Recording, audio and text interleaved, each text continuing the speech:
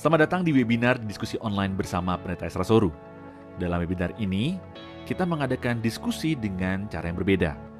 Anda akan diberikan kesempatan untuk bertanya dan mengangkat topik-topik yang ramai dibahas mengenai Kristenan. Berikut adalah cuplikan video dari diskusi-diskusi yang kami lakukan setiap Senin 2 minggu sekali jam 7 malam. Dan bagi Anda yang ingin mendaftar, silakan Anda bisa klik link yang tertulis pada caption. Jangan lupa untuk klik dan subscribe YouTube channel Pijar TV.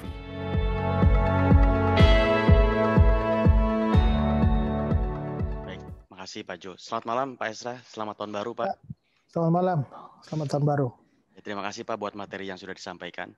Pak, saya ingin menanyakan pandangan Bapak sehubungan ayat firman Tuhan ini ya. Menurut pandangan Bapak, apakah ini juga ada hubungannya dengan pluralisme atau seperti apa? Mungkin saya bacakan dulu ayatnya ya Pak. Ayatnya saya ambil dari Roma 2 Pak. Roma 2 14 sampai yang ke-16. Ayat yang ke-14 sampai ke-16. Boleh saya bacakan ya Pak ya? Ya. Apabila bangsa-bangsa lain yang tidak memiliki hukum Taurat oleh dorongan diri sendiri melakukan apa yang dituntut hukum Taurat, maka walaupun mereka tidak memiliki hukum Taurat, mereka menjadi hukum Taurat bagi diri mereka sendiri. Sebab dengan itu mereka menunjukkan bahwa isi hukum Taurat ada tertulis di dalam hati mereka, dan suara hati mereka turut bersaksi dan pikiran mereka saling menuduh atau saling membela. Hal ini akan nampak pada hari bila mana Allah sesuai dengan Injil yang kuberitakan akan menghakimi segala sesuatu yang tersembunyi dalam hati manusia oleh Kristus Yesus.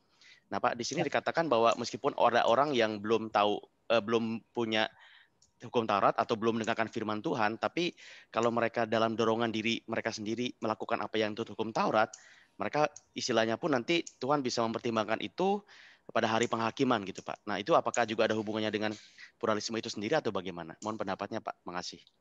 Kalau ayat itu ditafsir secara salah, ya memang bisa dukung pluralisme. Tapi apakah ayat itu mau menyatakan bahwa orang-orang yang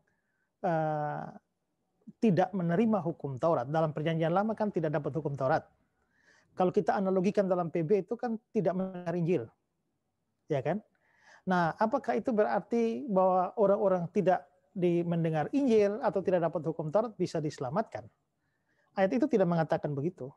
Ayat itu hanya mengatakan bahwa kalau mereka tidak mendapatkan, maka standar penghakimannya itu yang berbeda dengan orang yang mendengar Injil. Sekarang gini, kalau saya nginjili Bapak mendengar Injil dari saya, Bapak tolak. Kalau Bapak tolak, kan Bapak tidak selamat. Tapi misalnya Bapak selama hidup sampai mati tidak pernah dengar nama Yesus satu kali pun. Terus pada penghakiman terakhir, Tuhan bilang, aku menghukum kamu masuk neraka karena kamu menolak Yesus. Jadi protes dong. Loh, bagaimana saya menolak? Dengar saja tidak pernah. Nah, kalau begitu, untuk orang-orang yang tidak mendengar Injil, dia tidak bisa dihakimi dengan dasar penolakan terhadap Kristus.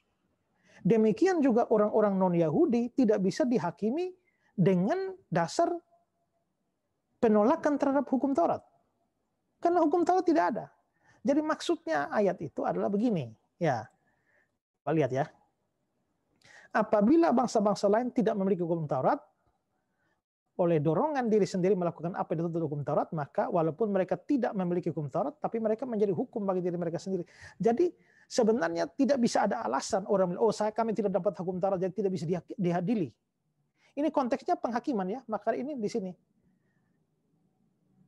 akan menghakimi segala sesuatu. Jadi konteksnya penghakiman, ya.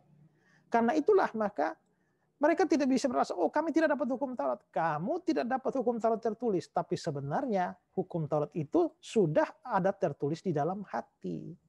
Ya, pada waktu kamu melakukan sesuatu, ada tuduh-menuduh di dalam hati kamu, itu bukti bahwa hukum Taurat tertulis dalam hatimu. Karena itulah, maka nanti pada hari penghakiman, Allah tidak menghukum kamu atas dasar hukum Taurat. Karena memang kamu tidak terima. Tapi atas dasar hukum hati nurani. Dan dalam hukum hati nurani itu akan terlihat bahwa semua hati nurani manusia itu telah tersesat.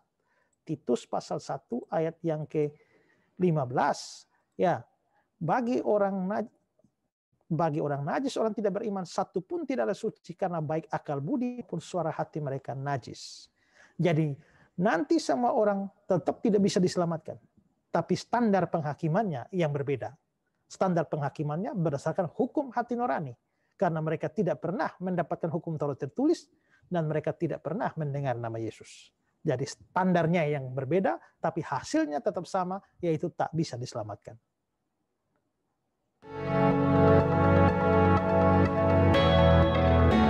Terima kasih, saudara sudah menyaksikan cuplikan diskusi bersama Pendeta Esra Soru. Jangan lupa segera mendaftar dengan klik link pada caption sekarang juga. Informasi selengkapnya ada pada image di akhir video ini.